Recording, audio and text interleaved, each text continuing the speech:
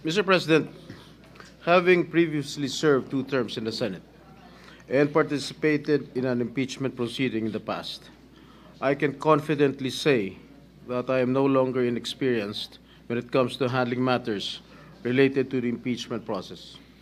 Mr. President, Mr. Presiding Officer, personally, malalim po ang hugot ko sa issue na impeachment dahil minsan ang pinagdaanan namin ito ng aming pamilya. Nang ma-impeach ang aking ama, si dating Pangulong Joseph Estrada, noong panahon ng panunungkulan niya, hindi siya nabigyan ng patas na paglilitis dahil naudlot ito bunsod ng pag-walk out ng mga miyembro ng prosecution panel sa kalagitnaan ng isinasagawang pagdinig noon ng Senado. And the rest, as they say, is history. That's why I feel strongly about following each step in the Constitution. It is a sensitive matter that I take to heart.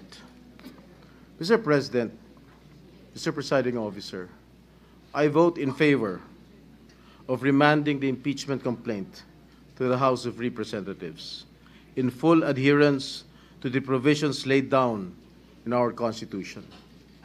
The process clearly begins in the House, and it is only proper that we respect this mandate to ensure fairness, due process, and institutional integrity. However, the process should be strictly done in accordance with the Constitution and applicable laws or procedure.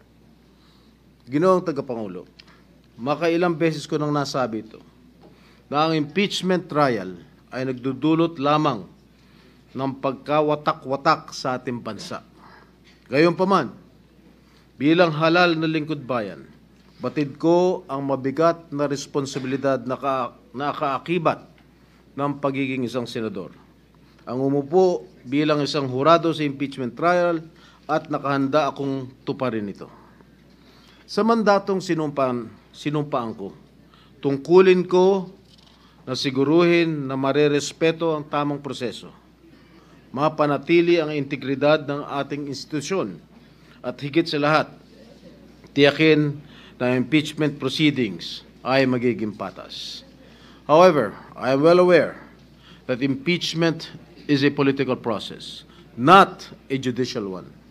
However, in a political process like impeachment, we must adhere to established procedures to ensure that actions are neither arbitrary or driven solely by political agendas.